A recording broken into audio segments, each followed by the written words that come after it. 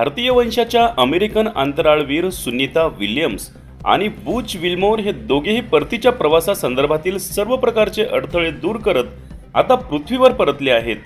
हे दोघे तब्बल 9 महिने अंतराळात अडकून पडले होते।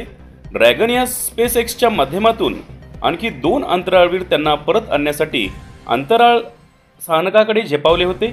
खरं तर सुनीता विल्यम्स आणि बूच विल्मोर हे 2 अंतराळवीरांनी 5 जून 2024 रोजी परीक्षण यान असलेल्या स्टारलाइनर मधून आंतरराष्ट्रीय स्थानकाकडे झेप घेतली होती। तिथे 8 दिवस घालवल्यानंतर ते परतणार होते, मात्र त्यांच्या अंतराळ यानामध्ये बिघाड झाल्यामुळे दोघेही तिथेच अडकून पडले। सरते शेवटी आज म्हणजेच भारतीय वेळेनुसार 19 मार्च रोजी दोघेही सुखरूप पोहोचले।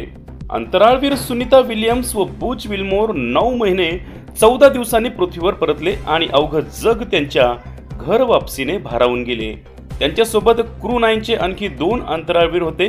अमेरिकेचे निक हॅग आणि रशियाचे अलेक्झांडर गोर्बुनोव अशी त्यांची नावे आहेत।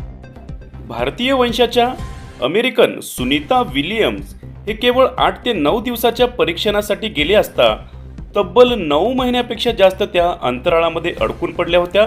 परंतु आत्मविश्वास न खचता सातत्याने केलेले त्यांनी प्रयोग, सातत्याने केलेले संशोधन आणि ठेवलेले धैर्य याचं मनापासून कौतुक करावे लागते। सुनीता विल्यम्सच्या जिद्दीला, तिच्या प्रेरणेला आणि साहसाला आमच्या बातमीपत्राकडून कोटी कोटी सलाम। सुनीता विल्यम्सचे काही क्षणचित्रे पाहूया आमच्या बातमीपत्राच्या माध्यमातून।